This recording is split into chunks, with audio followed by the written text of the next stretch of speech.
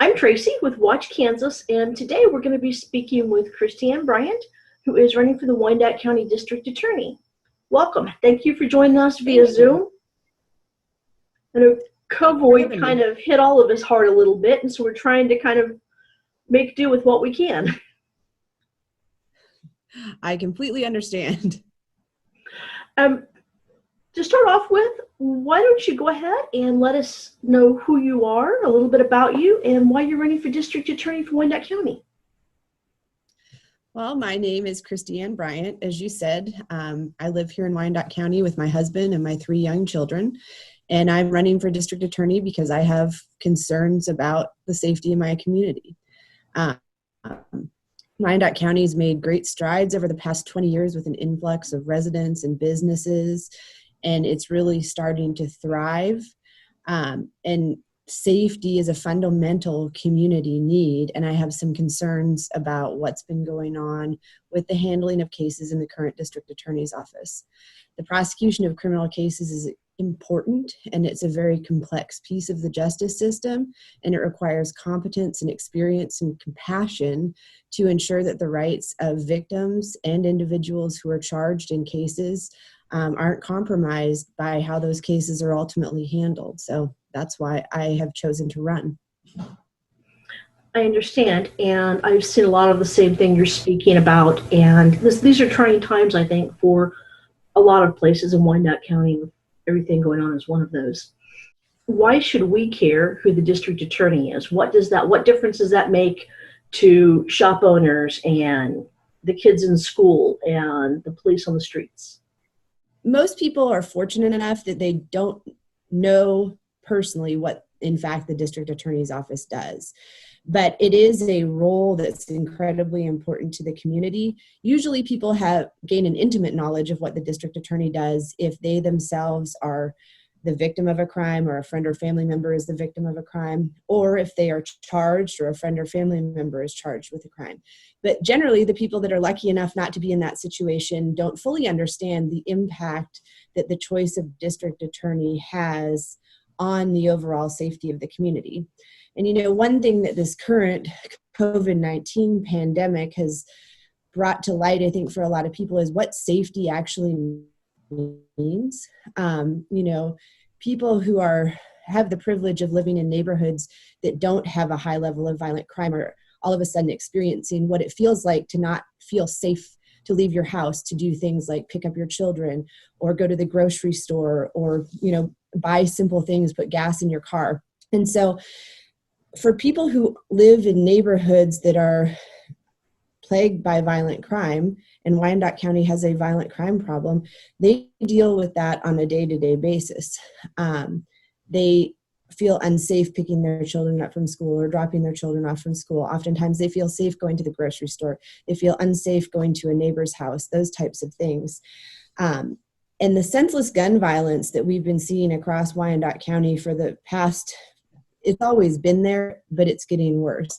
The gun battles that we see in the middle of the day, all you have to do is look at the police department's Twitter account. In the past 10 days, there's been 7 drive-by shootings, and that's with the city on lockdown. Those are the highlights from overnight hours that are put out by the police department. That doesn't account for the gun violence that's ravaging neighborhoods that's unreported because people don't feel like anything's going to happen if they call the police. So the proper handling of cases across the board is why everyone should care. When there's rolling gun battles down State Avenue during business hours, when there's bullets going through grocery and community stores in the middle of the day, we know we have a problem, and that problem impacts every single resident of this county.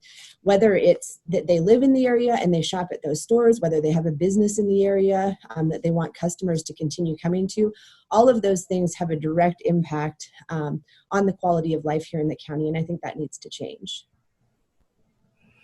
Agreed. What happens in one part of the county ultimately has an impact on the entire county, both in taxes and in tourism and just where you're going to choose to eat dinner. And so I'm agreeing with you 100% on that. Now, what qualifies you to be the district attorney as opposed to somebody else? What's your background and where do you come from? What are you going to bring to the table? I've been an attorney for 15 years at this point in time, and I've spent my career as a prosecutor, and I've prosecuted every kind of case from theft all the way up to murder cases, child abuse cases, across the board. I've also handled child in need of care cases where the state steps in to ensure the well-being of abused and neglected children. I've handled care and treatment cases where we step in to help individuals with mental health issues to make sure that they are safe.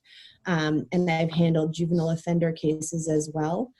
In my time as an attorney, I've spent 7 years of that time in Wyandotte County, both as an assistant district attorney and a deputy district attorney, where I handled every kind of case you can imagine. I also had an opportunity to spend time working as an assistant attorney general in Topeka, where I worked in the criminal litigation division, and I practiced in over 40 states or 40 counties across the state of Kansas during that time, handling homicides, child sexual abuse cases, and public corruption cases. Currently, I started in 2016 in the Violent Crimes Unit in Jackson County, Missouri, and I'm the trial team leader there, which means that I supervise a unit of attorneys that handles homicide cases, assaults, and robberies. All that experience that I bring to the table makes me, first of all, capable of prosecuting criminal cases appropriately and effectively. But I've also had an opportunity to work in different offices and see what kind of programs work, what kind of programs don't work. I'm a big believer in that sometimes things need to change. We shouldn't be doing things one way just because we've always done them that way. That's not effective, it's not progressive, and it's generally not productive. I like to be able to have a more broad view, having experience from various places, and I think I can bring my experiences back to Wyandotte County and make sure that we have the most effective programs, the most qualified prosecutors, and that we're handling every case with the attention and care that it deserves, because every single case that comes through these offices, a prosecutor's office in any county, is incredibly important to everybody involved. The victim, the victim's family, the defendant, the defendant's family. There's a lot at stake, and those need to be handled with professionalism, experience, and competence. You know, you're talking about convictions. In Wyandotte County right now, we do a lot of plea deals. What's your thought process on plea deals versus convictions? I know or taking things to trial. I know it's not a yes or no thing in most cases. Where do you stand on overall with that? Well, plea deals are a part of the criminal justice system. And frankly, I think they're an important part, and something that in every case that I prosecute, we always look at what the best outcome is. And that's the best outcome as far as justice in the case for the victim, for the defendant, not for political gain or what makes it easier or what makes statistics. So I think that plea offers are an important part of that system. Sometimes that's in the best interest of a victim who suffered from a lot of trauma, and they have the ability to weigh in on what we do on these cases. Now, I do have concerns about what's been going on with plea deals in Wyandotte County. I went back and looked at the trial statistics, which are kept by the Supreme Court of Kansas for the 10 years before the current administration took office, and then the years that he's been there. And the rate of jury trials is down over 50% for the years the current administration has been in place from a concern that. And what that means is there is a lot of plea offers going on, and it's been brought to my attention several times that there are very inconsistent plea offers happening. One of the most important things about prosecution and the way you treat people who are involved with the system, either as victims or as defendants, is that you treat them consistently. And there is a lack of consistency in what's going on with the district attorney's office. It appears that things are being pled down to a level that doesn't make sense. For example, there's been several child sexual abuse cases that have been brought to my attention where those carry a potential life sentence, and there's actually sentencing restrictions. But people will sit in jail for 8 or 9 months on a case that has very limited evidence and maybe shouldn't have been charged in the first place. It's hard to say. And then they're pled down to either misdemeanors or time served, or I know there was another one that got a 24-month sentence. So to go from a life sentence to 2 years after somebody sits in jail exposes a problem. The current administration ran on a platform of charging more cases.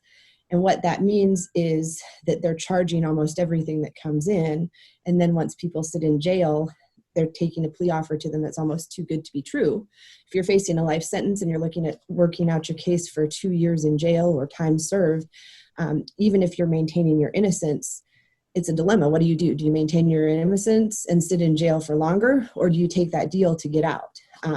When plea offers are used in that way to manipulate statistics and manipulate the system, it's concerning, it's unethical, and I believe there's a lot of that going on at this point in time.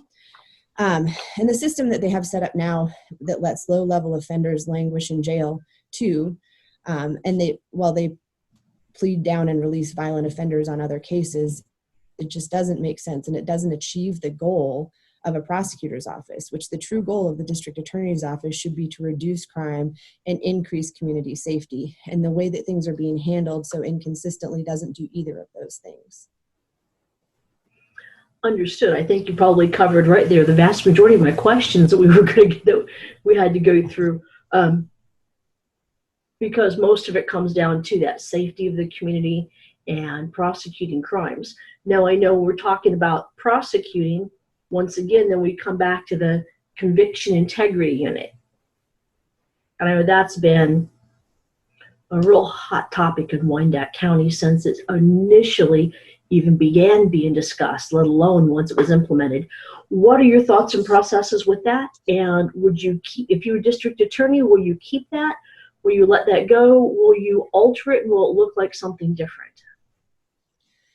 I actually like the idea of a conviction integrity unit, and I'll explain why, because I know that's been somewhat controversial. But all of those cases with claims of actual innocence or post-conviction relief claims, all of those cases are statutorily to be reviewed by the district attorney's office. So that's a duty that's always existed.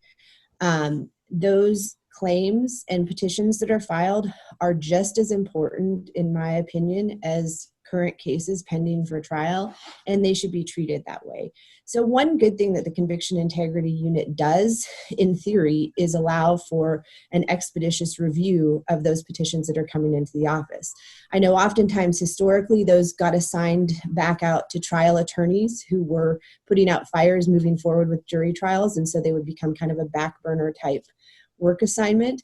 I think they deserve more of a priority than that, because those claims, every one of them needs to be evaluated appropriately. Every one of them needs to be researched. What I would change about how things seem to be progressing now is it comes down to consistency, and it comes down to transparency and really an independent review. The current Conviction Integrity Unit employed an attorney that was not licensed in the state of Kansas for 8 months.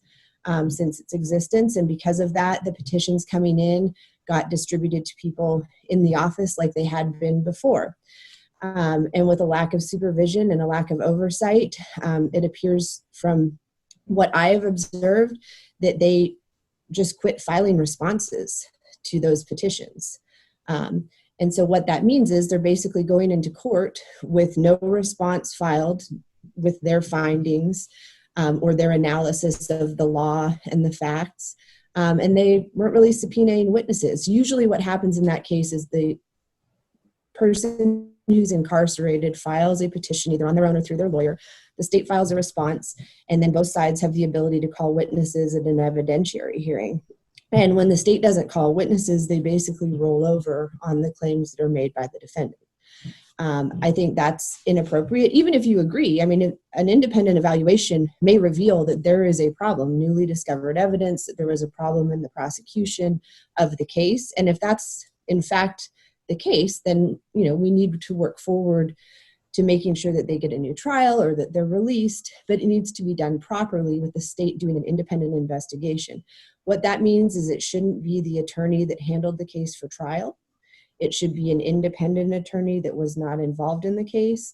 There should be an investigator that's not associated with the police that investigated initially.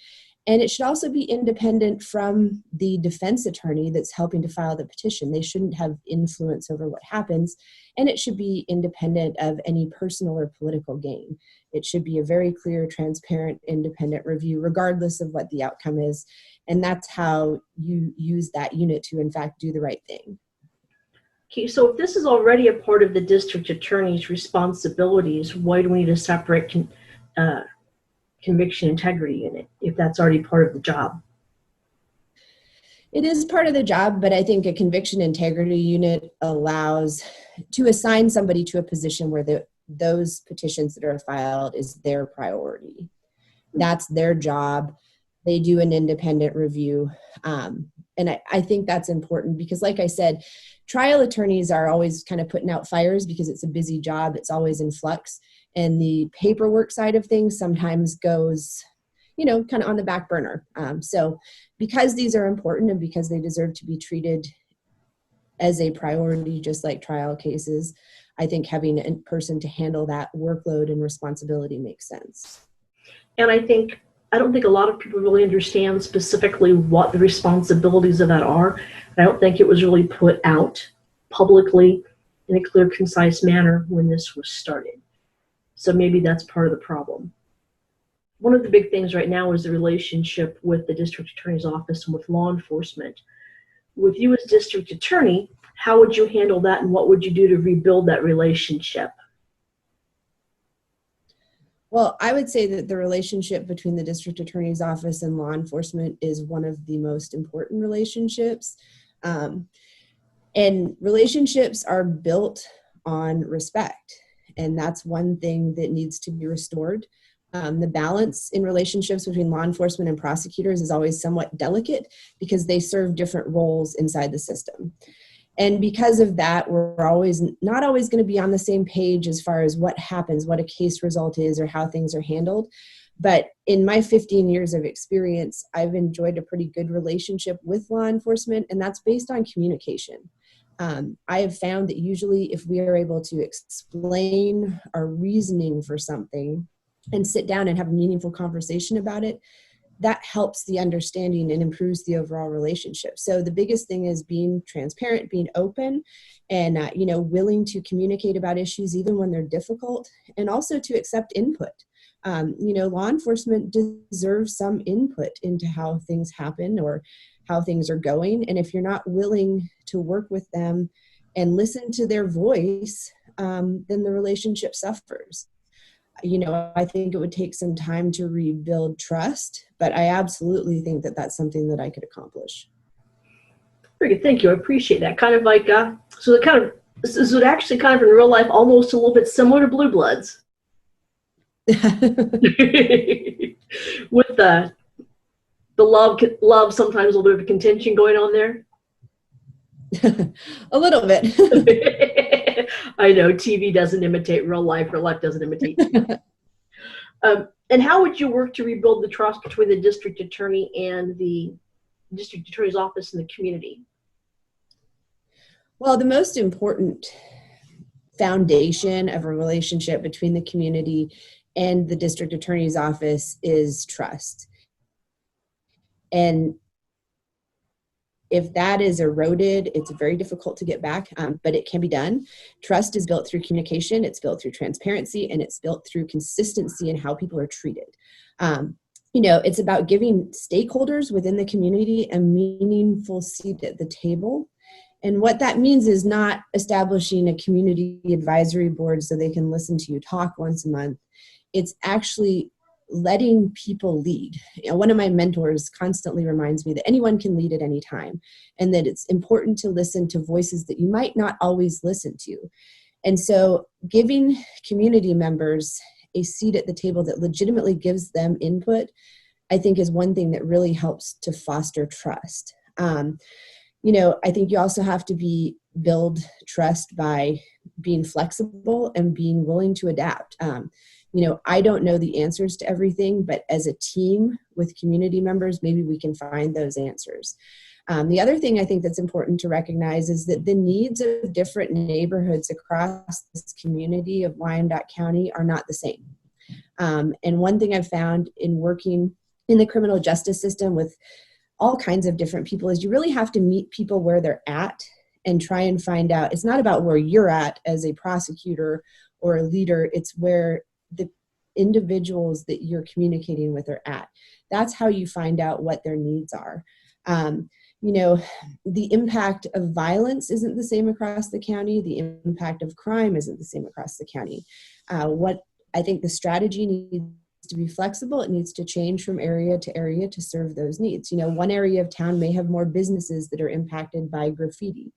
What crime strategy in that area is going to look very different from the neighborhood that's suffering from drive-by shootings all the time, which is going to look different from the neighborhood that deals with a lot of auto burglaries. One of the ways that I plan on doing that, should I be elected, is by holding community meetings, starting with the areas that are most directly impacted by the highest rate of violence. That's something that my current position, we've done a lot of outreach in those types of areas that's been very effective. If you knock on doors and talk to people and find out what they need and what could help, and then partner with social service agencies, law enforcement agencies, and other community outreach groups in order to establish and create a crime reduction strategy that's tailored to those areas specifically. And I think once people realize that you're actually sincere, I think that goes a long way. To kind of go back to what we were talking about earlier with safety and COVID and that sort of thing, when is the election, first of all, and second of all, how has COVID-19 impacted the election and your campaign in trying to speak with people and get your message out? Well, the primary election is August 4th, and the general election is November 3rd. At this point, there is not a Republican candidate in the race, which means that most likely it comes down to the Democratic primary on August 4th. COVID-19 has obviously had a drastic impact on everybody's life, and the campaign is no exception to that. I was out busy going to community meetings, doing things every night, every weekend, and then all of a sudden that just stopped. So what we do is we pivot and we transition to doing things online, just like this interview on Zoom. It's the same with my job. I'm still handling the prosecution of cases.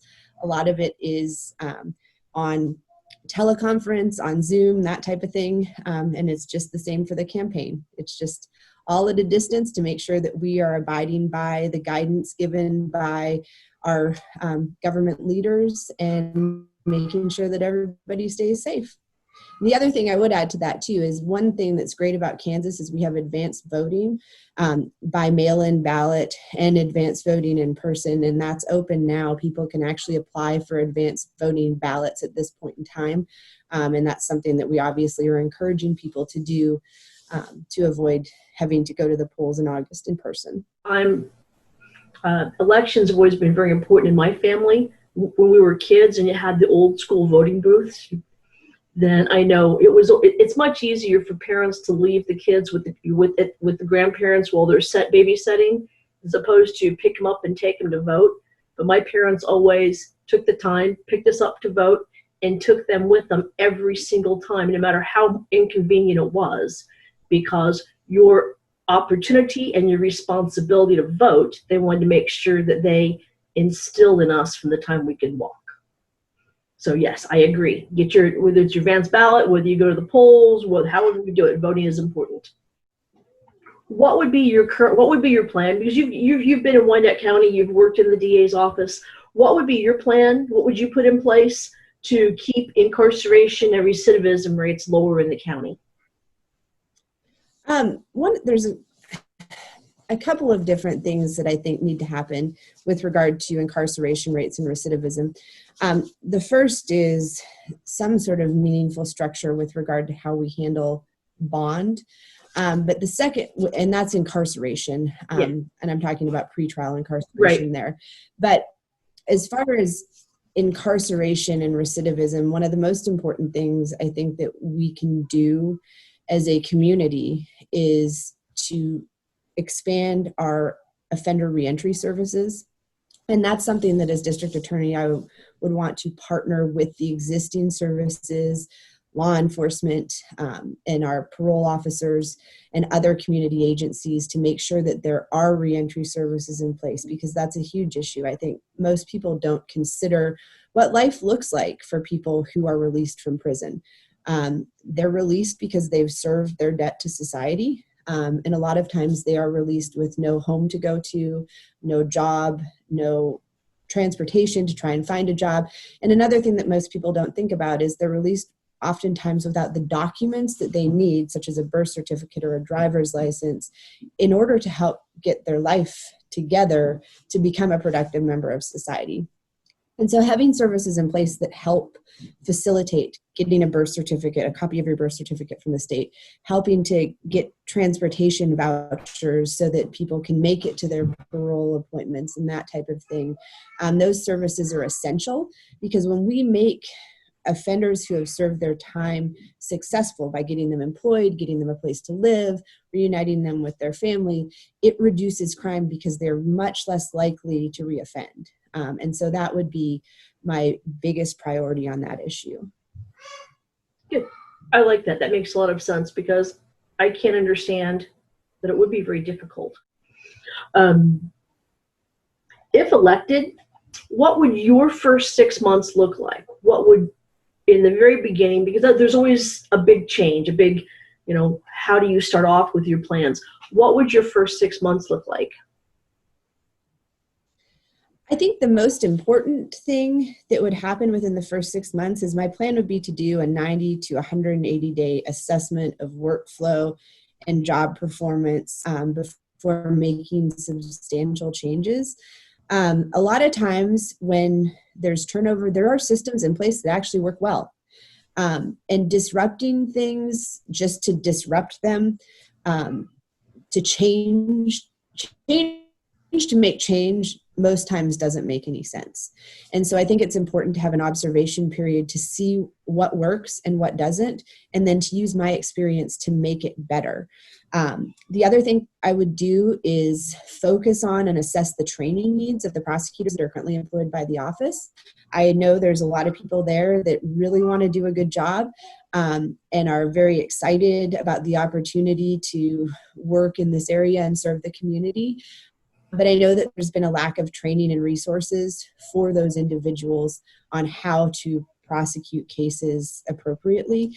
And so I think that would be my top priority, because your job as a leader is to make everyone successful, and training is a key to that. And I really think that's important. The other thing I would do is evaluate the system for how discovery is distributed. I know there's been repeated complaints about the lack of discovery, issues with how it's turned over. That is a vital function of the prosecutor's office. And so I would absolutely assess that and see what I could do to make sure that everything is being turned over in every case so that there aren't discovery violations going on.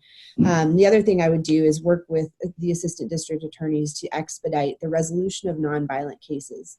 I know there's a problem currently and historically as well with cases sitting on the docket for long periods of time, when they probably prosecutors should be taking the initiative to try and get the ones that can be resolved.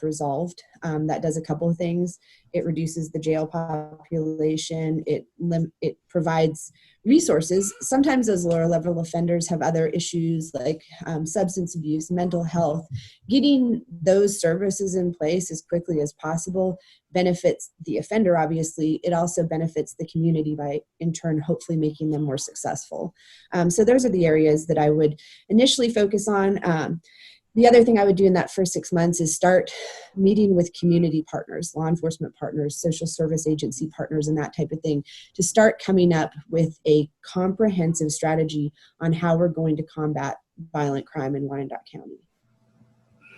Actually, you covered a lot of with the next question, and that's our inmate population is currently very high. What solutions do you have? And it sounds like you might have something else to add to that, but it sounds like getting lower level criminals through the system faster would definitely do that, because most of our inmate population is pretrial. Is there anything else that you can think of that you would do to reduce the inmate population in the county jail? Yeah, actually, I've got some ideas on that. There, one thing that people sometimes forget is that there's several different kinds of inmates that are housed in the jail. Some of them are there on municipal charges from city court. Some of them are there because they're picked up in Wyandotte County and they're facing charges from another jurisdiction and they're held pending trial. Some of them are sexually violent predator cases, which are being held in the jail until resolution of their case.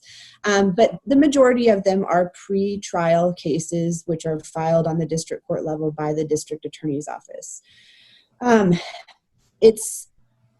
Pretrial release is a complex issue because there's a lot of things that come into play, including victims' rights, defendants' rights, and the overall safety of the community. One of the first things that I think is important would be to create some sort of bond guidelines, because there is no consistency currently in what bonds prosecutors are requesting for similar cases, which is unjust, it's unfair. It means that basically, as a defendant, it's the luck of the draw on what prosecutor you get. So bond guidelines would help give a structure for what to ask for in certain cases. Low-level offenders without a violent criminal history shouldn't be sitting in the Wyandotte County Jail. That's a waste of taxpayer money. It also causes the same re-entry issue. If somebody sits in jail for a month awaiting disposition or awaiting a prosecutor to review a bond reduction motion, they face the same issues. They have no job. They may lose their transportation. They may lose their residence in that time period. And on cases, especially ones that are presumptive probation, where they're not going to prison because of the sentencing guidelines, those individuals should be released with some sort of pretrial supervision of whatever kind is merited based on their situation, and get them out of our jail. But the bond guidelines would be a big thing. And really, consistency is a big deal. The other thing I would like to see is having prosecutors and assistant district attorneys submit a background sheet to the judge who's considering bond. And that would include all the statutory factors that the judge has to consider when setting a bond, which is their danger to the community, whether or not they're a flight risk, if they're likely to appear for court appearances, if there's a lower level of supervision outside of incarceration that would ensure their appearance and community safety. There's a whole list. And, if the judge has the ability to make a decision on bond based on a defendant's criminal history, the nature of the charges, the danger they pose to the community, and as much information as we can provide, such as prior failures to appear, that means that we're going to be determining pretrial incarceration or pretrial release based on as much information as we can get. And I think that's really important, because those decisions have an impact on everyone involved's life, the defendant, the victim, the community, and we need to make sure that those decisions are being made with full information. So that's the first place I would start. And then, like I said, expediting those low-level cases so they're not languishing on the docket. And making sure that we're charging cases that we have evidence to prove. That's a big deal as well. Because charging cases just because they come across your desk, knowing that there is not enough evidence to prove that case at trial beyond a reasonable doubt to a jury, is improper. So I want to make sure that that is not done either. So it sounds like you would be very concerned about managing not only your personnel, but also the tax dollars and the county resources. Absolutely. And I would also make sure that I'm personally involved in the population control committee that I know exists and works to make sure that we're on top of what's, who's in the jail and why they're there. I think it's also appropriate to review people who are in on bond, in front of a judge every once in a while to make sure that they should be in jail. It sounds like that you've put a great deal of not only experience but thought into this, and you do have a plan for exactly what your office would look like between your experience with the district attorney's office and other prosecutorial jobs. It sounds like you have put a great deal of thought and a great deal of planning into what would take place in Wyandotte County. I have. And it sounds like you have some coworkers in the background that are making sure that you keep on your toes. Yes, that has been the biggest adjustment with COVID-19 is working at home while homeschooling, and I have a preschooler and a toddler as well. So that's been an adventure. And fortunately, they didn't make an appearance in this video. That occasionally happens. Well, I am a firm believer that if you can handle both of those, or your job, the campaign, and two small children in the midst of everything that's going on right now, the DA's office would be a cinch. Yeah, it's actually 3 small children, so it's a real zoo. I'm sorry, my apologies, 3 small children. Now, I know a lot of people right now are sitting here probably thinking, how do I get a hold of Kristiane? How do I get a hold of her? What does she need with her campaign? How can I get involved, or how can I reach out to her with more questions? How does everybody get a hold of you? And what kind of help are you looking for with your campaign? Because I know, as someone who's done volunteering with different things, not only just saying, hey, I want to volunteer, but if they know what you're looking for, they kind of feel more comfortable calling and saying, I want to help. So why don't you let people know how they can help and how they can get a hold of you? Sure. You can reach out to me on my Facebook page, which is Bryant for YCODA. My website is www.bryant4YCODA.com. And my email is bryant4YCODA@gmail.com. And I am looking for any volunteers who are willing to put a sign in their yard. That's always helpful. Volunteers to help put those signs out. Since we are kind of adapting our strategy, the other thing I'm looking for is individuals who would like to introduce me to their friends and family who live in Wyandotte County. We can set up virtual meet and greets that way. I would absolutely love to meet as many people as I can doing that, since door knocking may be limited based on social distancing. If anybody has any suggestions for me on people that I need to reach out to, I'd be happy to hear that as well. I like that. And now I want to, Watch Kansas is very interested not only in the candidates and what they have to say, but as far as I'm concerned, one of the most important things to me on any candidate is when they are looking for something from me, such as my vote, can I reach them? Because if I can't reach you when you're looking for my vote, I'm not going to be able to reach you when I have a problem later when you're in office. So I do want everybody out there to know that Kristiane has been one of the easiest candidates to get a hold of. She responds back immediately. She responds back cheerily. She will, whether it's an email and just through Facebook. If you've got questions, you can reach out to her. She answers. She is not even remotely remote. She is very warm. And even in having to do a video interview, when I told her this is the first one. I haven't done these. I apologize. I don't know how it's going to go. She jumped right in and she said, sure, let's try it. I'll be your guinea pig. So I appreciate that very much. And I like to make sure that everybody knows how accessible you are. What else would you like to tell us? What else would you like to wrap up with? Is there anything special that you want Wyandotte County to know, or that you would like from Wyandotte County and would like them to reach out to you with? Well, I just want everybody to understand that I absolutely love Wyandotte County. I love the sense of community that we enjoy being in a metropolitan area. It's like a small town within a city. I sincerely care about the success of this community and the safety of this community, and that's why I'm running for this position. I would just ask everybody to get out and vote, register to vote, get your friends and family to register to vote, and make sure that you make your voice heard by voting. That's the most important thing that you can do to serve your community. Well, thank you. I appreciate the time you've spent with us. And later on, if you'd like to come back when we can do something one-on-one when things open up a little bit more, Watch Kansas be more than happy to have you and put you on our page with additional information that you'd like. Great. Thank you very much. I really appreciate the opportunity to talk with you. Oh, we appreciate you. Thank you very much, Kristiane. And I want to thank everybody. And this is Watch Kansas. Have a great day.